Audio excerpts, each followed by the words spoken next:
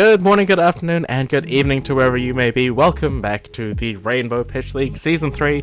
You are here with Kiki and Elaine. Hi.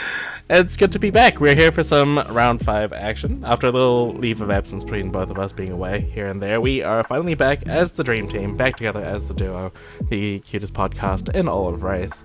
And we have an exciting one. We have our former bounty player, not a bounty this year, but former bounty player Mara on Fang versus one of our favorite supporters. Not that we have biases or anything, of course, we love you all, but I mean, Alex has kind of been one of our supporters consistently throughout this year, and they've done an amazing job to get to this point now where we're featuring them here on Round 5 on Ira. Do you have anything to say about these players or the matchup before we quickly jump in? Yeah, I mean, these are two very, very dear players. Love them both, so I'm super excited to see. I think Mara has kind of gained a reputation on Fang, so I'm really excited to see like her build on it and how she plays it. But also super excited to see this Ira deck like come out to fight and what Alex can do with it. We might be a fatigue game into Fang, so I think it'll be a fun game. For sure. We're going to see a lot of instances of one, I imagine, kind of being thrown both ways across the board, if I had to guess. And also just what I've been noticing as well is we've got a whole bunch of new players kind of taking this leap into this top level of the Rainbow Pitch League. Like, of course, Mara's been, she's been around for what feels like forever near the top of the scene in Flesh and Blood, but I believe this is our first time featuring Alex and, like, getting them to a point where, they're in the running for top 8, so very exciting to see. I'm kind of ready to get into it rather, if you are. I was like, Yeah, okay, well. Yep, let's just jump into it. Super excited. But of course, first we'll just have a quick word from our sponsor, and then we'll see y'all there.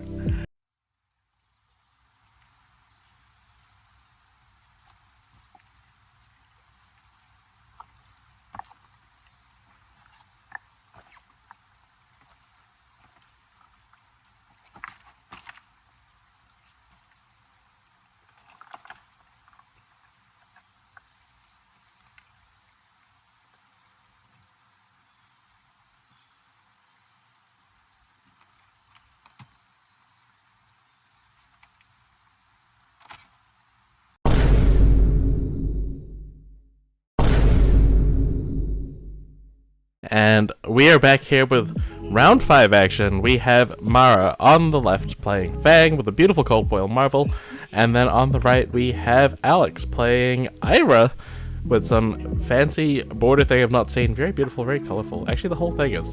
We've got a lot of aesthetics going on. Yeah, I mean, I totally agree. A lot of aesthetics going on. Both of these players are fully invested in their heroes. But it looks like Mara's going to start us off here. I have to admit, I don't know what this card is. I imagine it's 2 go again. I also imagine it's 2 go again. I don't know what this card is either. But we have an Obsidian Fireflame coming in for 1. Excuse me, sorry.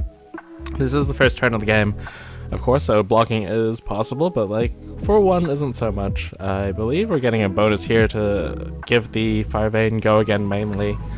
Try to get those early fealty tokens coming in. We're getting a double pump here. This could just be just a bunch of damage coming through. Instead, we may not see the second Obsidian Firevane. I'm assuming that's a fealty token. It looks like we've already got a couple going. There is a Flick Flack preventing 6 of that damage going down to... Not preventing. Blocking 4 of that damage, making 2 come through on the first turn of the game. Yeah, I also believe that is a fealty tokens, probably custom by Mara. Mara does make beautiful tokens. I have a set myself, but not of that one. I might have to pick it up. You might have to. I remember the last game I commentated with you when there was a Fang, and I remember watching you slowly grow into loving the deck, so surely it's on the horizon for you at some point. Yeah, unfortunately, like, all warriors get me at some point. I don't know how fortunate that is, but here's one of my favorite lines in the game. Pitch a blue 0 cost. Kodachi for 1. Kodachi for 1. A beautiful Kodachi. Is that a cold foil Kodachi and then another beautiful... Custom altered Kodachi, I believe? Yeah. For sure. I think so. And, you know, Ira's doing Ira things. Like, she's already threatening Musk. As if that's a surprise. That's kind of what she does in this game. And E-Strike for 5. I think this is go again. There's still a card in hand, and they haven't drawn, so... I would assume this is for 5 go again, threatening this Mask of Momentum. One thing that Ira doesn't do, or at least this build of Ira that I can see, doesn't do to the same extent that kind of Syndra does, and what people are kind of getting used to, is flick knives, threatening that 4th chain on the Mask of Momentum trigger. Which kind of makes it easier to play around the Mask of Momentum. Like, you have more agency as the opponent as to whether you're going to let your opponent draw that card or not. This also suggests to me that this probably isn't like one of the, well, it's obviously not a Flick Knives build. We're not going to see pick up, not sticks. Is it pick up sticks? I don't know. But you know, the cards that you can bring back your daggers with. So it looks like we're getting the block for 5 here. Just, preventing this mask, and here we have a... Looking for a scrap. Yeah. I kind of love this card. It's just a 1 for 4, which isn't great stats. It's like on curve, I guess. But when you can banish a 1 power card, it gains +1 and go again. So not having the 1 power to block with prior, this is just a bunch of damage coming through here. Trying to force Mara to give up resources on a non-hit if possible, or just taking the life total down for these Kodachis to kind of get to work.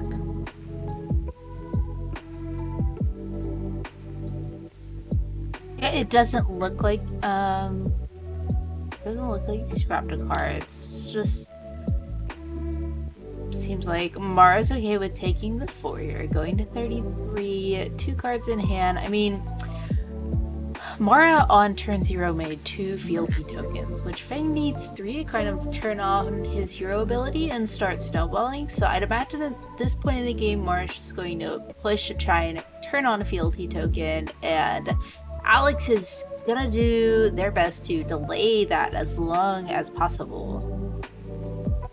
So I believe that is a Sworn Vengeance coming down, followed by a Blaze Headlong? Blaze Headlong. Blaze Headlong. I always want to say Blaze Long Headlong, and that is incorrect. So this Blaze Long Headlong it's gonna be coming in for 4 with Go Again, because of course the Sworn Vengeance is a red, giving Blaze Go Again. But Sworn Vengeance reads your next dagger attack gets +3 and on hit mark a hero. So this dagger is going to be come in for 4 on hit mark. Mm-hmm. You know, maybe Blaze Long Headlong is correct, considering that it is the extended art variant of this card. But this is a very damage efficient turn. Now, I don't believe there's any tricks going on here. We've seen the 3 cards in Mara's hand be all played before the dagger came out, but it is purely just 8 damage and 8 for 3. You know, 8 damage to 3 cards, kind of stock standard here. We're getting a block with the equipment, wearing down that equipment. Crucially, we're not losing those fealty tokens. And the life totals have kind of balanced out a little bit. And I believe this is a Bittering Thorns red.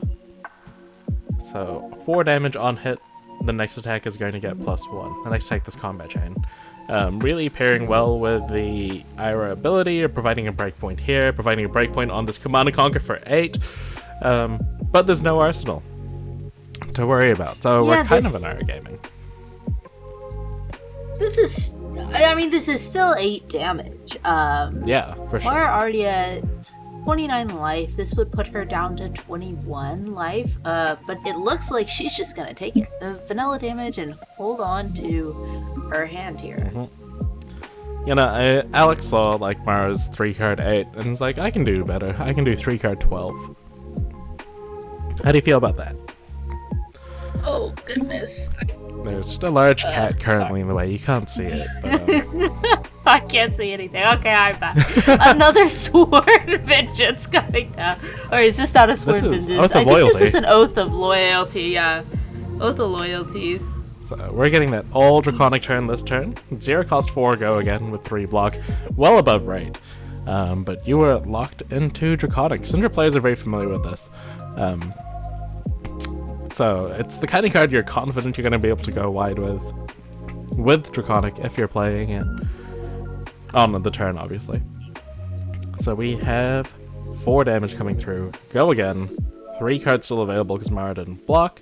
And Alex now has the decision of, do they start to preserve their life total, keep that life total lead, or take advantage of the life total lead to keep the pressure up. And it's kind of something we've seen this decision point obviously in almost every game, but a lot in the league as well, where some players may tend to be overcautious with their life and then kind of not take advantage of that, keep pushing the pressure forward. So it looks like Alex is happy to either take this functionally vanilla 4 and just block where it kind of matters here.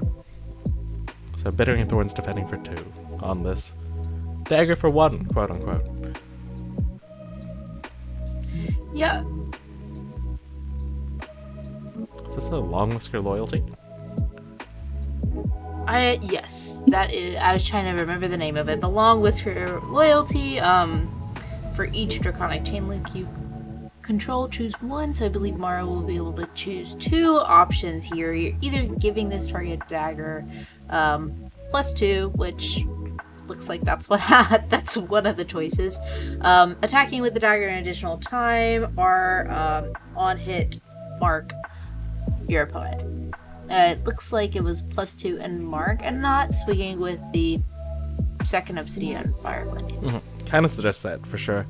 And we see the powerful hunted defense reaction there. The shelter from the storm, usually used to prevent instances of 1, but this time preventing 4 damage. So fully block that out and maintain that life total lead, meanwhile still being able to apply pressure here with a 1 cost 5. Real talk, I don't remember the name of this card, but on hit, I believe it looks at your opponent's hand, and if they have a reaction, you get to search for a defense reaction, put it on top.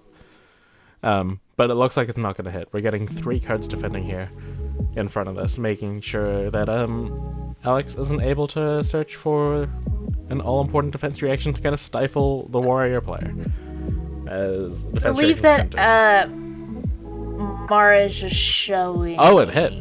Did it? Oh no, showing it's on her attack. hand there. I think yeah, on attack, Mara shows her hand. There are some reactions in there. We saw 2 Den of the Spiders. So Alex is there going to go search for a Sink Below. I'm trying to remember the name. I think there was an attack reaction in there as well. It's a warrior deck. There was probably an attack reaction. No, there was, and I don't remember. I don't remember what it was. Was it a scar tissue? Was that what was in there? I don't remember. I guess we'll find out. So ignore my previous analysis about this being a non-hit. This is now just vanilla 5 damage with that Sink Below guaranteed on top of the deck. Yeah, I mean, this is a really powerful card in Ira, especially against Fang. Ira might be trying to do a little bit of a fatigue game here, giving them that defense reaction, and Mara, as a Fang player, is almost always guaranteed to have a reaction in hand. Super interesting card to have in an Ira deck, of course. I don't know if I've seen this in every Ira deck, and we do have this sort of rotating policy. where you can kind of change your deck list, but I'm sure that wasn't the case. I'm sure this is actually part of the list for Alex. It's just a little bit of a Rainbow Pitch League spice, potentially. Or maybe I'm just wrong and I haven't seen Ira decks in a while and this has occurred. Is this the first Dynamo block we're potentially seeing? Well, it looks like Mara is thinking about a Dynamo block. Dynamo puts in so much value throughout the game, but if you're not going to swing with both weapons, then it's really not a good idea to block with it. So I'm curious to see if we'll see Mara swing with both weapons this turn or not. Yeah, this kind of suggests to me that maybe she's not confident in her ability to attack with both daggers this turn. Because you do kind of love to get that free value, but Mara hasn't been able to really get that second dagger swing in most of these turns. Which is where Warriors obviously shine as the second weapon attack. Well, yeah, one thing about Fang is because of his free ability to swing these Obsidian Fireblanes once you have 3 fealty, most Fang lists do not run blues, or if they do, run very, very few. So it is a very resource-tight deck. Until you turn on the fealty ability, it can be difficult to swing both daggers. As we see, Mara has been pitching a red each turn, and that is the attack reaction. I believe that is Tooth of the Dragon, and another one, which is a scar tissue, I also think. It's so small. Scar tissue is going to give +3 an on-hit mark, and Tooth of the Dragon will get +3. So maybe that's not what they are, because this dagger says it's coming in for 5. Well, if we trust the dice, currently it's coming in for 5. There's a defense for... Oh, Tooth of the Dragon is your next attack. Right. Your next draconic attack. So it is... I'm correct. Okay. Yes. Beautiful. Because... I was right, just a little wrong. Yeah. Making this for the Dracai 6. So that still doesn't make any sense to me, actually. You know what? We're just gonna trust the numbers are right. Now this is 6 damage, and for the Dracai threatens the fealty on hit, if I'm not mistaken. Which it very well could be. Okay. Yep. Well, yes, on hit, if the hero is marked, it threatens the fealty. Oh. And I don't think that Alex is marked right now. This is actually on 7, so we were correct. Just there's a dice with a singular pip on it to the left of the 6. Oh, I see. Okay. I was really thought I was losing my mind. Just gaslighting yourself. So here we have 7 damage coming through, being defended by 3, 4 damage coming through, but we still don't have that third fealty counter here. Really kind of a struggle to turn the game plan on. Very different to kind of what we've seen Fang do, I guess, where he's able to get to his third fealty counter and then really start pushing. At the moment, Mara is still kind of in the treading water phase, and here we are getting another defense reaction surge. Actually, also what we didn't see last turn was the defense with the... first, it was a combo card, so it probably wasn't defending for 2, it was probably defending for 5 because of the Flick Flag. But that last card in hand has to be the sink below from the previous turn. So, there's a Savor Bloodshed in there. I think that's what it's called. There is a Savor Bloodshed, Proclaim Vengeance, Twist and Turn, and the Long Whisker Loyalty, I believe. So that is some reaction, of course, with the Long Whisker Loyalty. Mm-hmm. That seems like a reaction. Yeah. Yeah, I think this point in the game is kind of exactly what I said might happen after Mara made 2 fealties at turn 0, where she's just really gonna push back, kind of go as full steam ahead as she can, trying to make that third fealty to really start snowballing this game, and Alex is happy to really just block as much as they can and prevent that from happening. Yeah, they are not willing to give Mara this third fealty counter, and rightfully so. Because the game does get significantly harder for Alex once they allow Mara to get that third fealty counter. But, again, still playing pressure with these vanilla attacks. Like, Alex isn't too concerned about on hits, it seems, currently anyway. Just wanting to block efficiently, play the numbers game, which is Ira's strongest point by far. Putting +1 on hit's nice, but just putting +1 in general is still pretty good. Or just putting out these raw numbers and being able to block better than the opponent is super strong. But here we're getting the dagger with a snatch attached to it. This is Savor Bloodshed with the Obsidian Fire Vein. 5 damage, go again, and on hit. Sorry, it doesn't have go again currently, but it is 5 damage on hit, draw a card.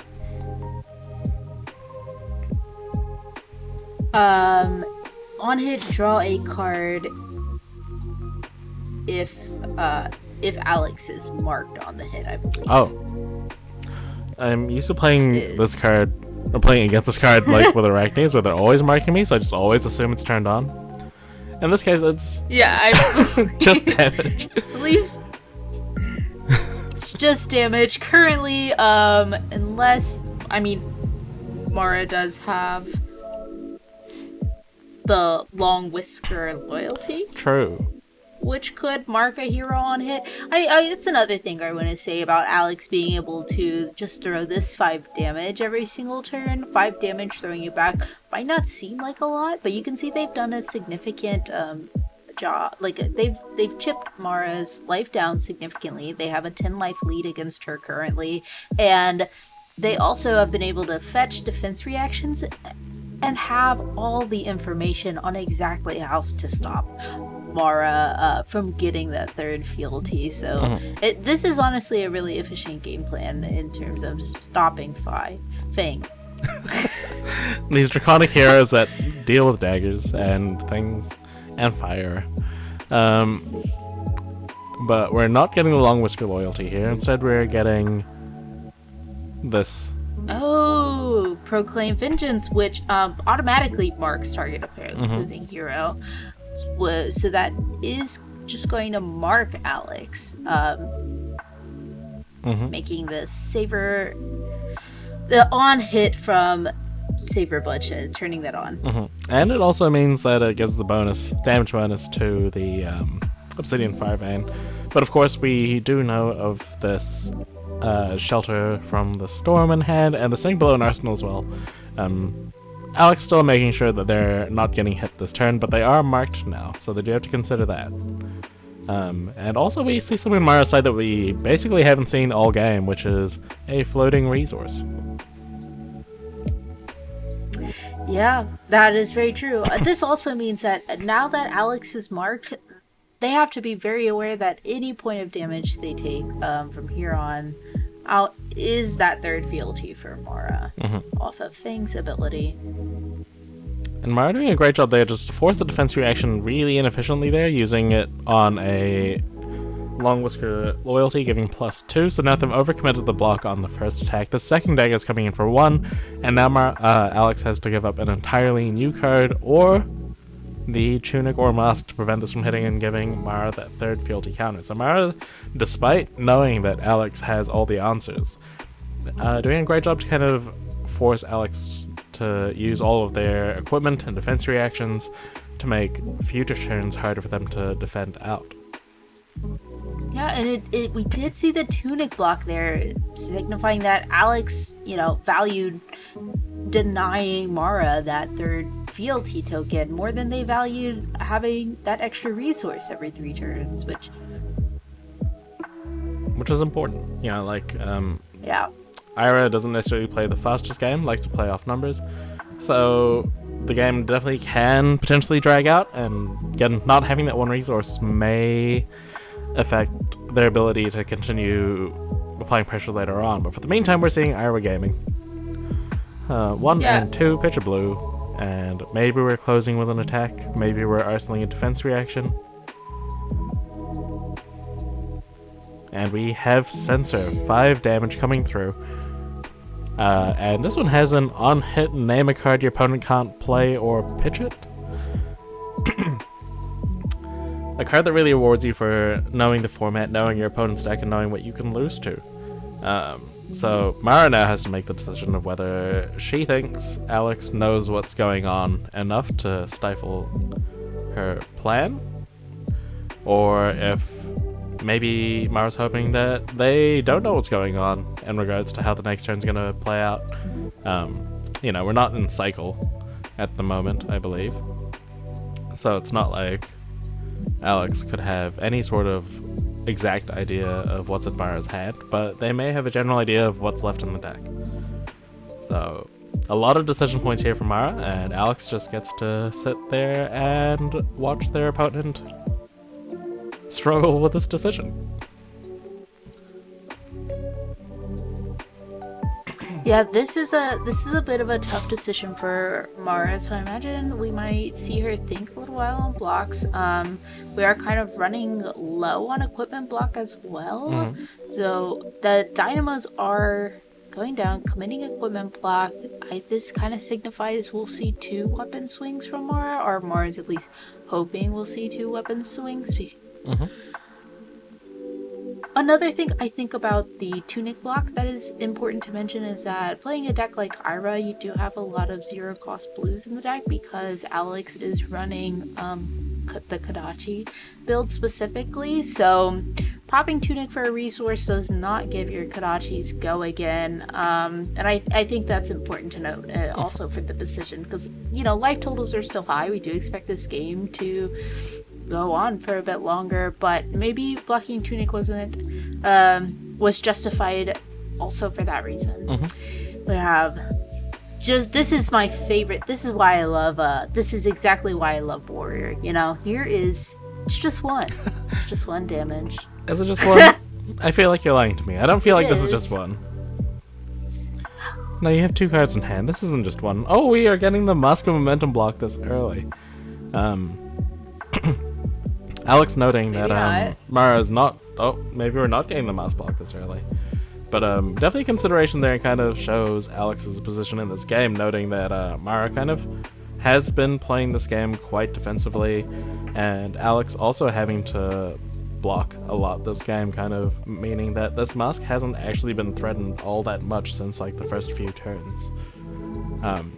So if there's an opportune time to stop a non-hit or keep some cards in hand, then maybe this could be it. But it looks like Alex has reconsidered their options here and won't give up the mask just yet, potentially.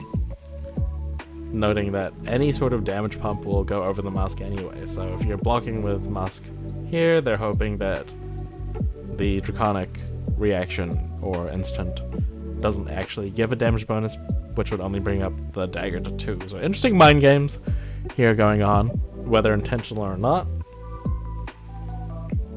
I don't know. The mind games are my favorite part. It's why we play Warrior. It's why you have to love the deck. Because, it's just 1 damage. No, it's not. I don't think it is. This is this is Kodachi lock with mind games. It's just so fun. Just 1 damage, and even then, 1 damage, you have to assume that this is going to 2 no matter what, right? Because Mara did block with Valiant Dynamos. We have a resource floating, pitched that twist and turn, which is a yellow. So at the very least, this is going to go to 2. So here we are defending with that 3rd copy of Sound the Alarm. I think that's the name of the card. And meaning that we definitely have the 2 covered, but if there's a damage bonus outside of the on the reaction, then it's a bit of a struggle. But it looks like there isn't a damage bonus in this one. It's purely a damage bonus on the next one. So here we have a dagger for 4 coming in, +3 from the previous attack. Previous reaction, rather. Plus Tooth of the Dragon. +3. This looks like where we're going to get the mask block. And Mara has the other reaction here anyway. Do we have the defense reaction to counter this, or is this going up to 5? Finally getting Mara, or 6. Finally getting Mara that 3rd fealty. 7. I am bad at counting. Yep, this Searing Gaze gets +2. It looks like Mara is going to get the fealty, and Searing Gaze also on hit because that was the second draconic link that Mara controlled. Alex remains marked because it marks on hit. We're going to swing back with Kadachi for 1. Go again. Mm-hmm.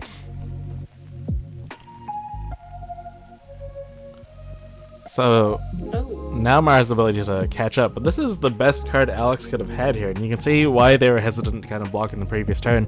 And this is Erase Face. This removes talents and warrior, talents and class types from cards your opponents control and play and stuff, which means that it's going to be hard to keep all of the fealty around should this hit.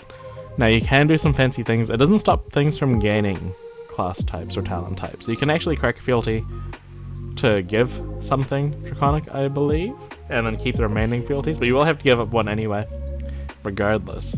So it looks like Mara's going to respect this. We're getting the full 7 block here. Just really make sure that Erase Face doesn't stifle her gameplay. And, you know, now that... Oh, go ahead. Okay, now that you also have... And by you, I mean Mara, of course. Now that she also has the full 3 fealty, she can afford to block out a little bit more, because now these daggers don't cost a thing. Yep, and I think that at this point in the game, when Mara finally got that 3rd fealty, you do have to respect the Erase Face there. It's just, like you said, the perfect timing for Alex to have had that. The only better timing really is if Mara didn't have 3 fealty and had 2 instead or something. But, yeah, you can't have everything. You have a 12 life point lead already. I'm assuming this is a 4 go again attack. Yeah, I think this is the same attack from turn 1, and it's driving me crazy because, like, I know this art, I know this card, and I cannot remember it.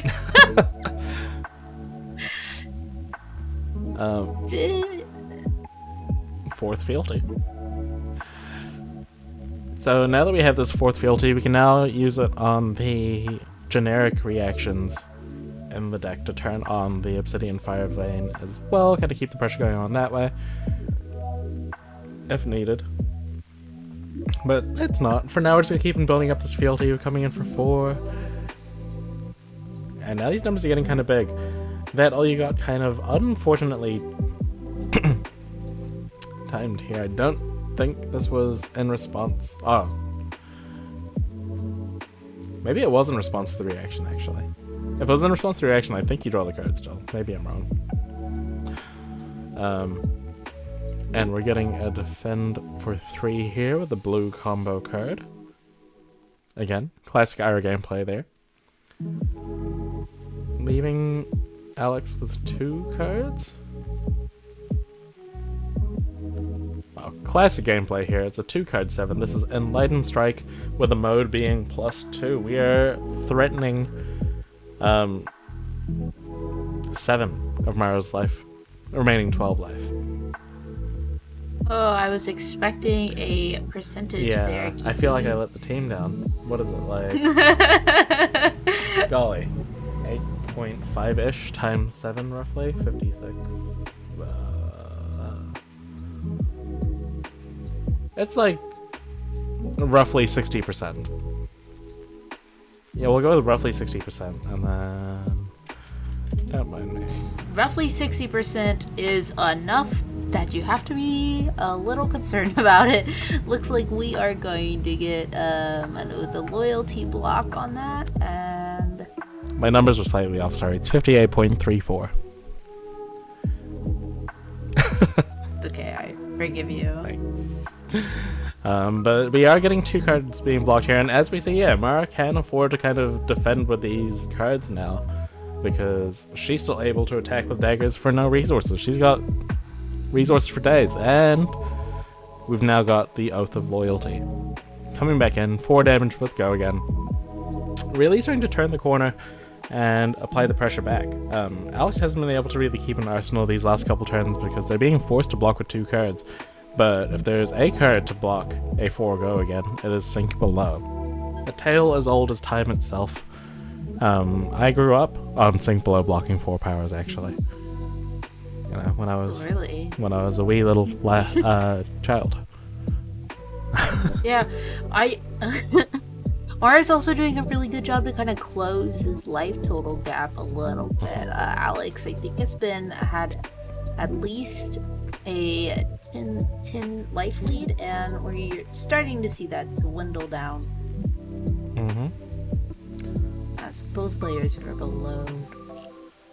Now I don't know what card this is. I feel like it's a 0 cost something that gives a bonus when your opponent is marked.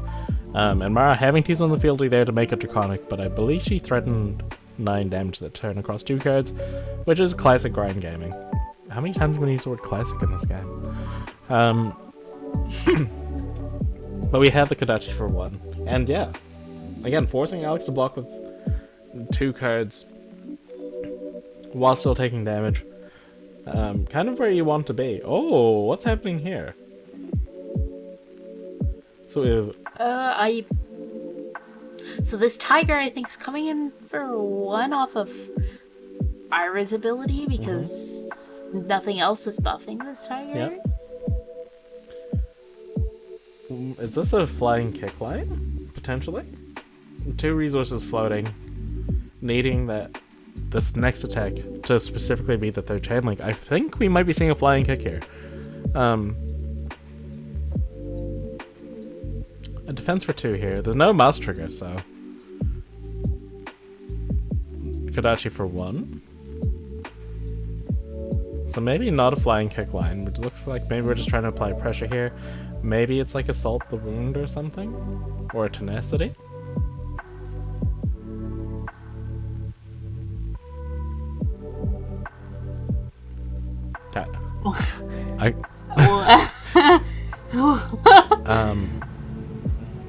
I don't know what this attack is, but I assume it is a combo card that attacks for 1.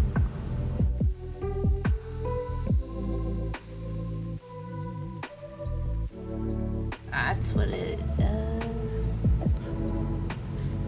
I'm sorry, I don't have more riveting gameplay in regards to what that card is, but it was a 4 wide chain link, managing to leak a point of damage through blocks. But we're going to potentially see this Valiant Dynamo doing its thing now. Getting this recurring block action kind of going on. Here we have a for the Dracai, I want to say. Yes, that is a for the Dracai. So this is coming in for of course, creating another fealty on a hit since... Oh, no, it's just on attack for the Dracai's on attack. It does incidentally create 1 on hit because of that marked token. So we're up to 6 fealty now. No remaining action points, I believe. We are back to Alex's turn, and they were finally able to block with just 1 card to have a 3-card hand back. And let me know if you've seen this one before. It's Kodachi for 1, Kodachi for 2. I've never seen that in an Ira deck. I don't. And Mara's starting to get into the dangerous territory where these Kodachis are going to start locking potentially. And we have Torn to Tempo for 5. Love this card. 1 cost 5, block 3. On hit, this gains go again. And Alex still has a card in hand, so if it's a 0 cost, even if it's like a 0 cost 2 combo attack, I believe there are some that exist. That's enough to then threaten Mara's life total. Mara wasn't able to attack with double daggers last turn, so the dynamos are still offline. So this could represent lethal, and it's now up to Mara to decide whether she has enough in hand to threaten this 18 life, or to kind of play it safe, let Alex arsenal their last card in hand, and then play with a 2-card plus arsenal sort of hand back in return, which I suspect is the line that she's gonna go. Because, yeah, you don't really want to keep on taking damage here anyway. And I don't think Fang's the type of deck that pushes 18 damage out of nowhere. Could be wrong. Very unlikely, I think. Could be wrong. But I think that's kind of unlikely in a Fang deck. Yeah. We haven't been seeing that. No, they're definitely more known for their grind game, if anything. And both these decks kind of now unlocked, or almost unlocked, their end game double weapon game plan. But Alex is doing it with 11 more life currently.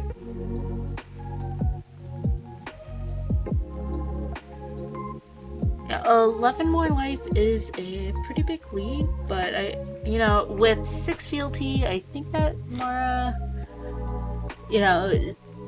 this game is still close and both players still have win cons here. The deck sizes also look healthy on both sides. I do think that this is kind of an important turn for Mara to block out. The difficult part with Fang is I'm not sure what's in Mara's arsenal. Do we know? I don't know. No. But the difficult part with Fang can be these fealties. You have 6 fealties, you don't want to leave some. You do have to play a draconic card. Once you get to 6, you can destroy a fealty to make your card draconics to keep 5, for example, but you do want to make sure that you have a card to be able to do that.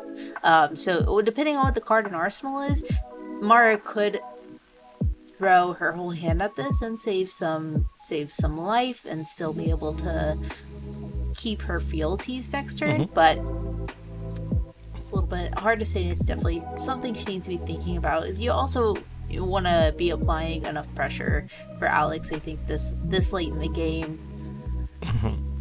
it's a difficult spot. Yeah, of course. If you're not applying pressure to Alex, this means that they're able to do the whole Kodachi 1, Kodachi 2 big attack sort of line. And then if you leave Alex with all the cards in their hand, then you lead them potentially to having a go again attack like a looking for a scrap or an E-strike, in addition to a 4th follow-up attack, and at that point that's when you start falling behind as well. I don't suspect this being a fatigue game in the traditional sense where both players are trying to wear out the opponent's deck intentionally. I do see the game getting into a fatigue state potentially, where eventually one player's just going to have to block out every turn. So I don't know if players differentiate those two kind of things. I personally see them as a little bit different, but yeah. It definitely can get to that state. And both these decks being double weapon decks probably will get to that state for someone, if not both players. But we are getting the double defense here, making sure this torrent tempo doesn't hit, allowing Mara to play with a 2-card hand, and letting Alex arsenal. So both decks kind of, again, yeah, achieving the same sort of state where they're happy to block out a couple cards to keep on playing and threatening. So we're finally seeing that arsenal card. Is that twist and turn? Yes, that is a twist and turn. Now, of course, I know what twist and turn does, but for the viewers that don't, what does twist and turn do? It gives +3 to your next dagger, which is why you see that Obsidian Firebane coming in for 4. And of course, when this hits, you may attack with that dagger an additional time. Ooh, okay. So that's a good way to kind of close that life total gap. We are getting a reaction here to give it +3, and giving it go again as well. But we do see the Flick Flack, which has been absurd this game, really. Like, this card has a defense value of 6 if you get the full effect off, which is ridiculous for a 0 cost card.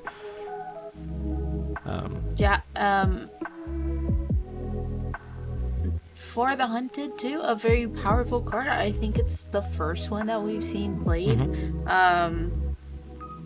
This turn, of course, this game, you can only play it if you have 3 or 4 fealty tokens, so it's not to say that Mara hasn't seen it, but much of this turn, Mara didn't have 3 fealty tokens and gives her dagger a +4. That's a really good in-game card. Yeah, like, as we see, it's caught up the life totals quite a lot here.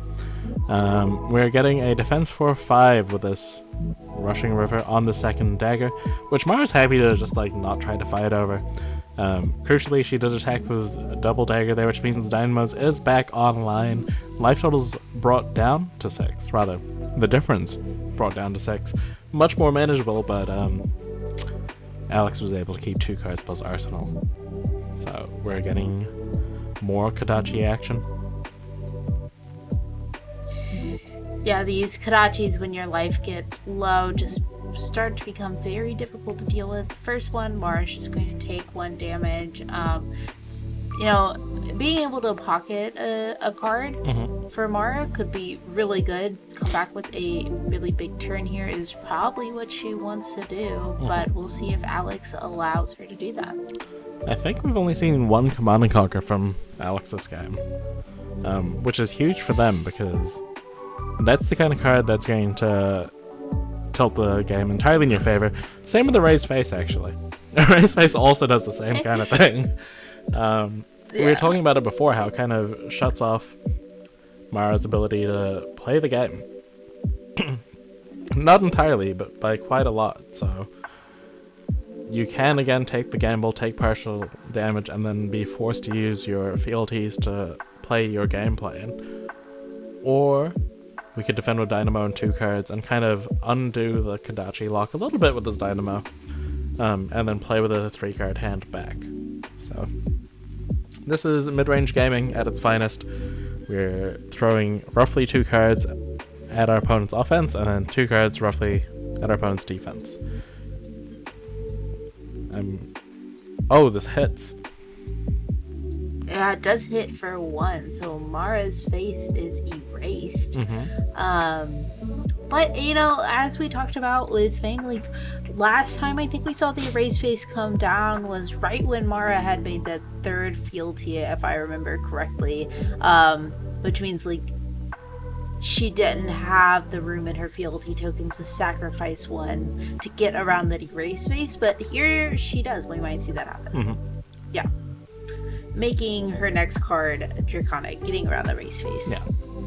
Going to 5 fealty. The race face definitely being a little bit less impactful here, but still quite impactful. Forcing that fealty, but also just being 7 power, making that damage leak through.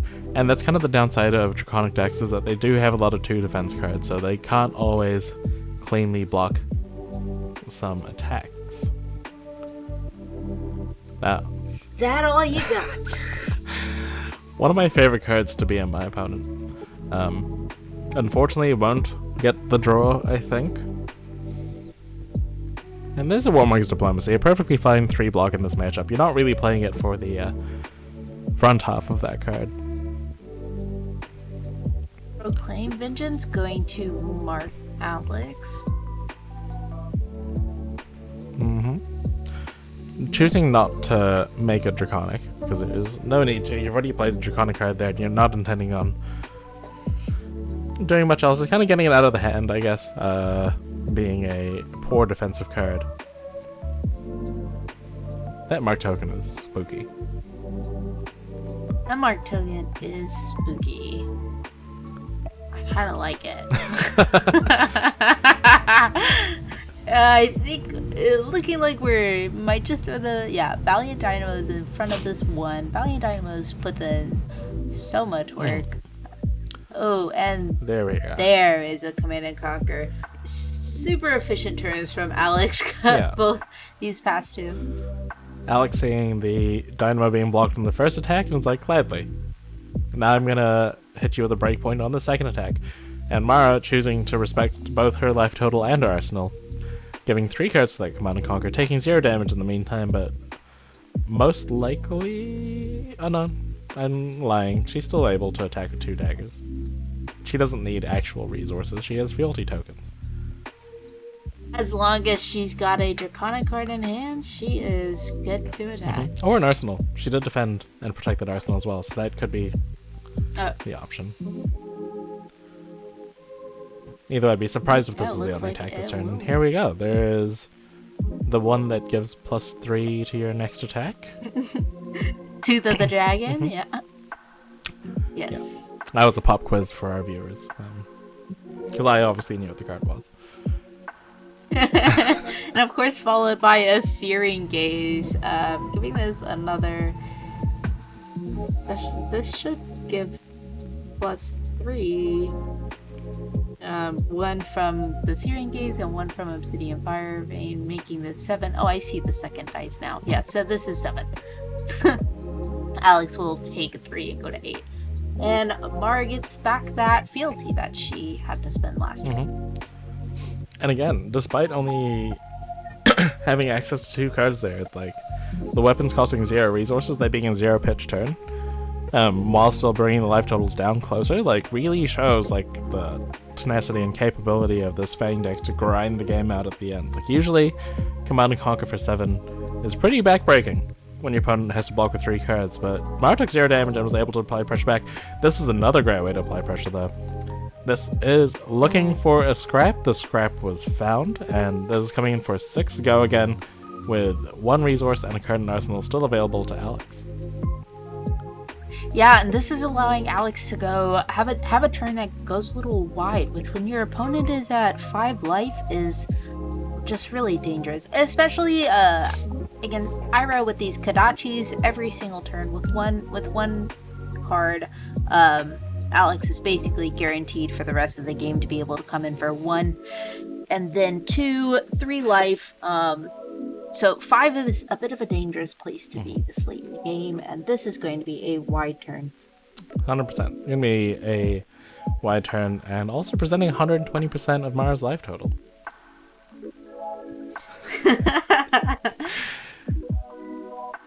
So we're getting the respectful 2-block card here. Defend with 2 cards, rather. But, of course, like I mentioned, draconic cards don't necessarily block for enough. Damage still got through. We're getting Kodachi for 1. No resources remaining. This does have go again. If we have a 0 cost card in arsenal here, then it's not looking good for Mara. And we do. We have a 0 cost attack here. This one's just coming in for 2. I can't tell what it is. But it... What? Oh, is this 2 Rowdy is Locals? 100% of Mara's life. Well, this is Rowdy Locals, so this gets defended. I think that is Rowdy Locals. Is it defended by an action against +2 or defended full stop against +2? I think it's defended by an action, so... Could definitely be worse, but it's not great for Mara if she doesn't have reactions to block this. Which is a ridiculous thing to ask for a warrior, now that I say that out loud, you know. But most importantly, did take a 3rd card out of Mara. Which means if this isn't a 0 cost draconic, she's losing all of those fealties. Really need a 0 cost draconic here. Also be able to gain back the value on Valiant Dynamo, which is really important when you're at 2 life and facing down Kodachis. It is going to be a... oh, goodness. The Hunt's Inn. There it is. Oh, huge amount of damage there. Alex choosing not to block. Must be sure that they're threatening a huge amount of damage back. And now this dagger coming in for 1. Now this is face up. There's no damage modifiers on this possible that I can see. So Alex choosing not to block the first attack maybe implies to me that they've got a big turn coming up next turn and might just be happy to take the 1 damage here. I don't think Fangs plays Steel Blade Shunt. And we're getting the E-Strike block on the second attack. Definitely not expecting so much damage to come on the front half of that turn. And you can kind of see where Alex is kind of going with this turn, hoping to go like Kodachi, E-Strike into another attack. But that damage out of nowhere might just come back to... might be the pivotal point in this game where Mara was finally able to turn the corner. First Kodachi being blocked by Dynamo. Second Kodachi, I presume, being blocked by a card. Mara's deck also does look very thin at this point. And here we have Censor, and we do get to keep a card in hand. Potentially defense reaction is maybe the other line as well that Alex was thinking being able to block out. We have seen quite a lot of defense reactions. I believe I've seen all 3 Flick Flex, 2, maybe 3 Shelters, and 3 That All You Got. So there might not be many defense reactions left. Oh wait, there's also Sink Blows, which was seen 2, I think. Goodness. Alex came prepared for a warrior fight. Yes, they did. Yeah. Oh. Oh, okay. Oh, just an obsidian fire vein? Just one. I don't believe you. I don't believe this is just one. It's just one. You could take this and not die. That laugh is too mischievous. I'm not sure. And I'm not sure. We're getting a defense for 4. Going to respect this.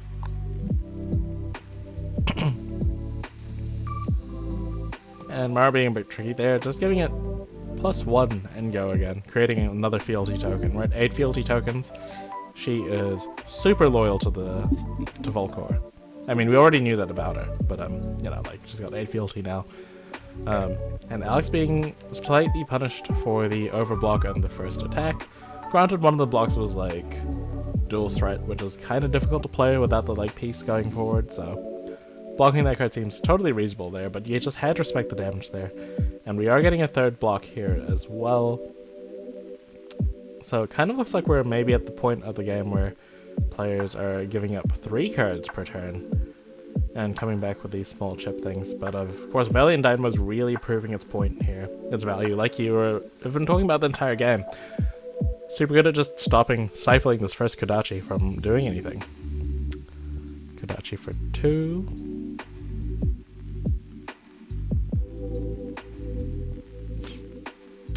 And Arsenal time. And looks like we have another sensor here coming in for 5. Smart does still have 3 cards in hand. And block this, probably, I would imagine can at least block for 4 and come and kind of do the same turn we've been seeing her do, which is just like Obsidian Fire Vein, play a reaction, and then second Obsidian Fire Vein. But going down to 1 against Kodachis is just not something you really want to do. Even though against Ira, like going down to 2, it almost has the same effect, but at least Valiant Dynamo covers the first one.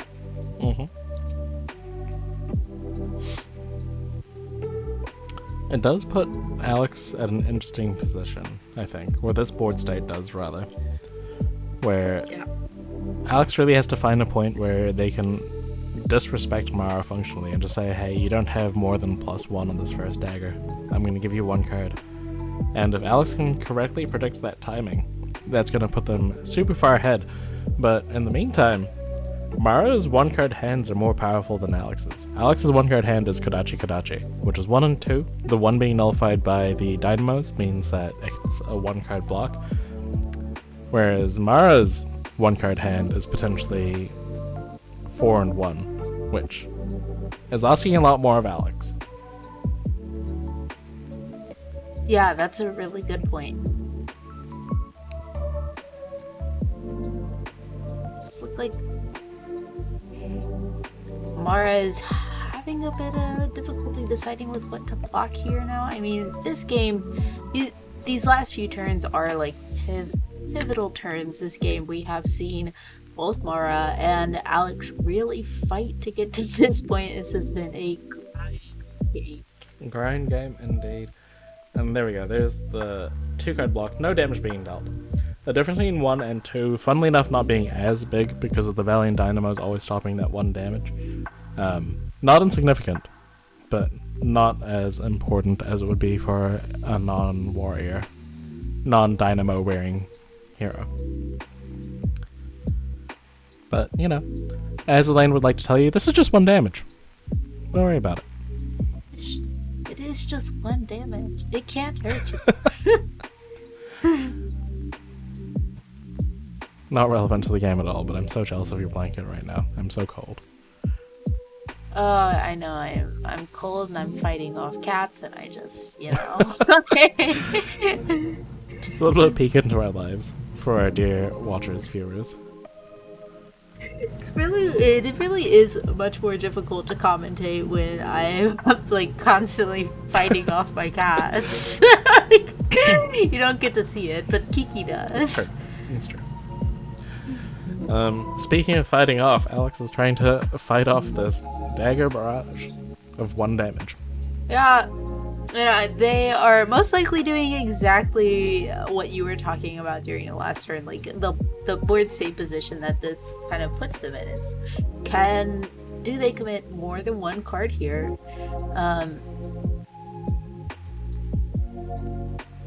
Oh, this is devastating. Wait, there was no draconic card played. There was no draconic card played. And Valiant also has lost its value this late in the game. Oh, that also means for Alex that Alex knows what's in Mara's arsenal is not something that, if Alex can strip Mara's entire hand here, they know Mara cannot swing back with 2 cards. And I also would imagine if it was a 0-cost draconic attack, we would have seen that in place of the dagger as well. Well, even if it wasn't a draconic attack, if it was just a 0-cost attack, you could discard or destroy a fealty just to keep the rest of them alive. So we know it's not a 0-cost attack. We know it's not a 0-cost reaction. And that's probably why Mara was struggling to defend on that previous turn, and just an absolute kick in the teeth here. We're going 5 go again into Erase Face for 7. Taking 2 cards and the game. There's the fist bump. There's the card revealed that is... Oh! And what a finish to that game. That Arsenal card ended up kind of closing the game out for Mara in the way that she didn't want. She revealed, of course, at the end that that is the drop of dragon's blood. Yeah, drop of dragon's blood. No, I don't think. Yeah, not a card ideal in that situation. It does cost 2. It is draconic, but it costs 2. So and it doesn't block. It doesn't block. So there was, really difficult position for Mara to have been in, where she kind of had to dump her hand the turn prior and was unable to play the last card in hand or block with it. Just had to arsenal it, knowing it was a bit of a dead card. But I mean, what a grindy game. Really well played by both heroes. That was a very close game, down to the wire, literally. Literally down to the wire. And yeah, it did kind of come back to that point I mentioned where if you let Ira have that full card hand where they can kind of attack with more than just Kodachis, that's kind of where the game is over. And unfortunately for Mara, that instant kind of preventing anything from happening there. Just the Kodachi for 1. Not Kodachi. The Obsidian Fire Vein for 1, which obviously was not enough there through the defenses and all of that. So super well played. Very impressed with how both players played. Fang, I think that was still quite a showing, and I think that really shows the power level of Valiant Dynamo. Yes, yeah. Valiant Dynamo just like I mean, I always want to call it the best equipment in the game, but I also know I'm a little bit crazy. I don't think you're too far off. Like, it puts in a lot of value. Well, yeah, I mean, Husk is not around anymore, but that card is also really good. And we're going to get off topic if we go too deep into best equipment, because there are some good equipment in this game, and Valiant Dino is definitely one of them. And we did see Mara showcase that in Fang.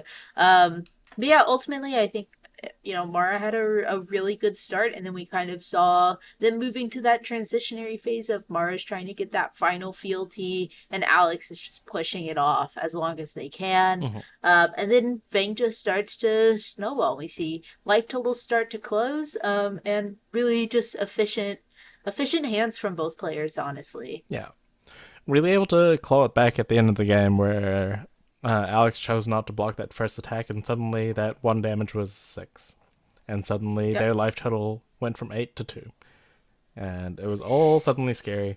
And then they kind of forced the second block on the dagger for 1, just to kind of keep the life total high. That was 50% of their life total at that point. Losing the E-Strike to defending that.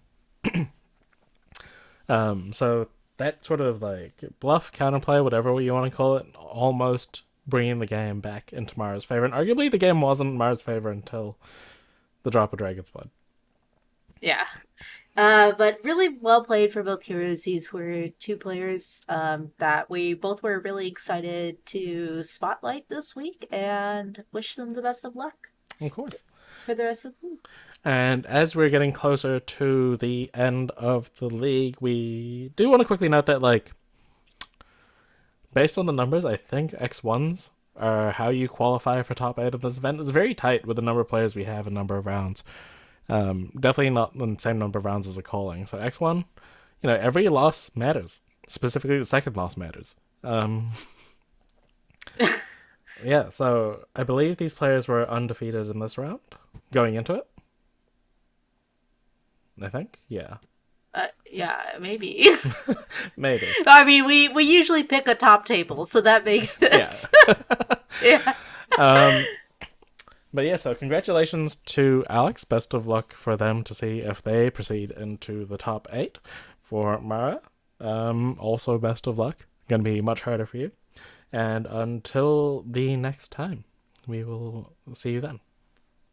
Oh wait, do we need to close out with any sort of follow us on Twitter, Blue Sky, Rainbow X Pitch.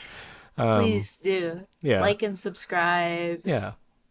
We're just trying to catch up with all of our marketing assets and stuff after both of us being away for extended periods of time. So hopefully there'll be a push coming up soon. Follow us all around those places. And yeah, till then, see you next time. Bye. Bye.